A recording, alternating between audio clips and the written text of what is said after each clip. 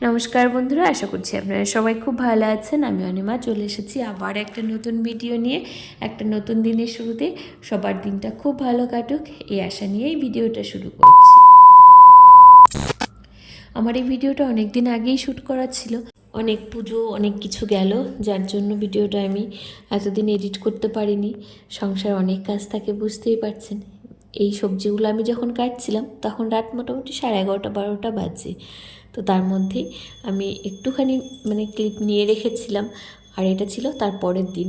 তো সব রান্না বান্না করে রেডি করে নিয়েছি। আসলে একা হাতে এত কিছু সামলানো, বাড়িতে অনেকজন মিস্ত্রি আছে, 4জন মিস্ত্রি আছে, তারা কাজ করছে, তাদেরকে দেখাশোনা করা, খাওয়া দাওয়া, চাটা করে দাও, শরবত করে দাও, যা থাকে আর কি। বাড়িতে কাজ হলে কত রকম ঝামেলা থাকে। তারপর বাড়িঘর যেমনি অপরিষ্কার থাকে, আজকে আবার স্বপ্নাদিও আসতে পারবে না বলেছে।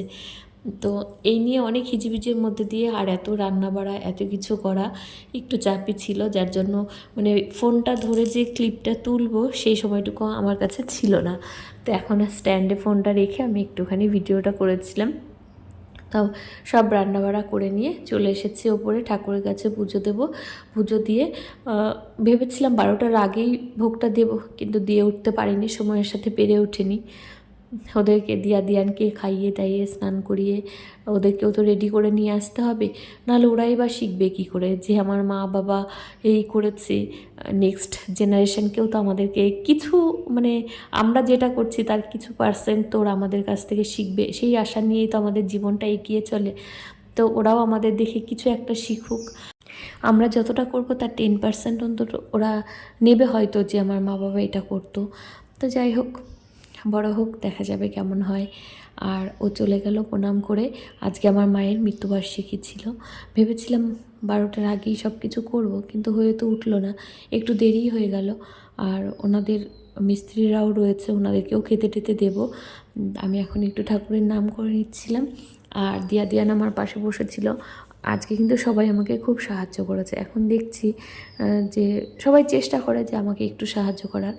আর কালকে যেহেতু অনেক রাতও হয়ে গেছিলো, একা হাতে এত কিছু করা, এত রান্না বান্না, 2-3 হাঁড়ি খিচুড়ি রান্না করেছি বাইরের উনুনে, গ্যাসে তো অতটা হয় না। আর বড় ওভেনটা আমি জ্বালাতেই পারি না, আমার প্রচণ্ড ভয় লাগে। মনে হয় একদিন আগুন ধরে গেছে, তারপর থেকে এমন একটা ভয় চলে এসছে, আমি ওটা ধরাতেই পারি না ওই গ্যাসটা, যার জন্য বাইরের উনুনে করেছে, আরও দেরি লাগছিলো। তো দিয়ান ওর ঠাম্মিকে পাইনি, পেলে হয়তো অন্যরকম হতো ওদের জীবনটা। মাম্মাম অনেকটাই ভালোবাসা পেয়েছে, মাম্মামকে তো খুব ভালোবাসতো ওর ঠাম্মি।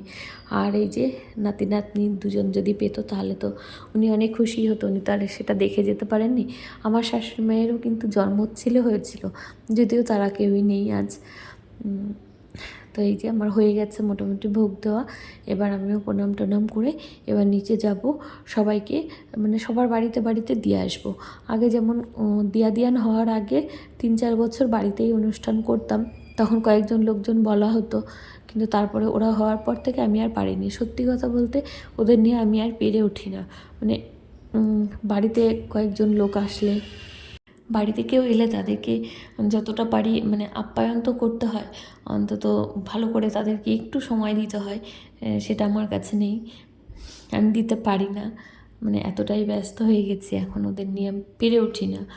জানি না কবে পারবো, তখন আবার ডাকবো। মানুষের জন্য যেটুকুই করা হোক, আমি মনে করি তাকে 1000 রকমের পদ রান্না করে খাওয়ানোর থেকে তাকে 1-2 রকম রান্না করে খাওয়াও, কিন্তু সেটা মন থেকে। আমি অন্তত সেটা বিশ্বাস করি।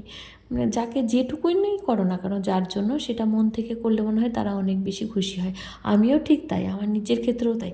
তুমি আমাকে অনেক কিছু খাওয়াবে, কিন্তু মুখটা কালো করে তেমন খাবার আমি চাই না, তেমন ভালোবাসাও চাই না মুখ কালো করা। তুমি আমাকে কোনো কিছু না দিলে একটু চা করে দাও, ব্যাস একটু ভালোভাবে কথা বলো, তাহলেই আমি হ্যাপি। আমি ওটুকুই চাই, যেটুকু করবে মন থেকে করবে, ভালোবেসে করবে, জোর করে কোনো কিছু করে লাভ নেই। এটা হলো আমার আমার মনোভাব আর কি।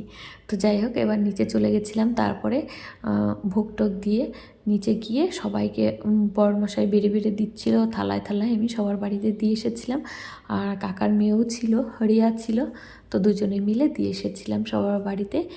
সবার বাড়িতে দিয়ে এসে তারপর বাড়িতে ছিল মিস্ত্রি, তো তাদেরকেও তাদেরকে অন্য কিছু খেতে দিইনি আজকে, যেহেতু বাড়িতে একটা রান্নাবান্না হয়েছিল, অনেকটা খিচুড়ি করা হয়েছিল। দেখুন আমি কোনো কিছুই ভিডিও করতে পারিনি, মানে সবাইকে দিয়ে আসা, নিয়ে আসা, এই নিয়ে আসা, তারপরে আবার বাড়ির লোকজনদেরকে খেতে দেওয়া।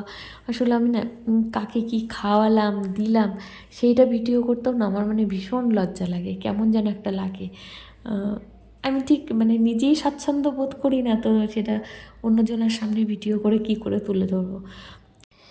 এই যে এই ভোগটা বানিয়েছিলাম, খিচুড়ি রান্না করেছিলাম আর সবজি আর 5 রকম ভাজা আর মিষ্টি ছিল, পায়েস ছিল, এটুকুই রান্না করেছিলাম।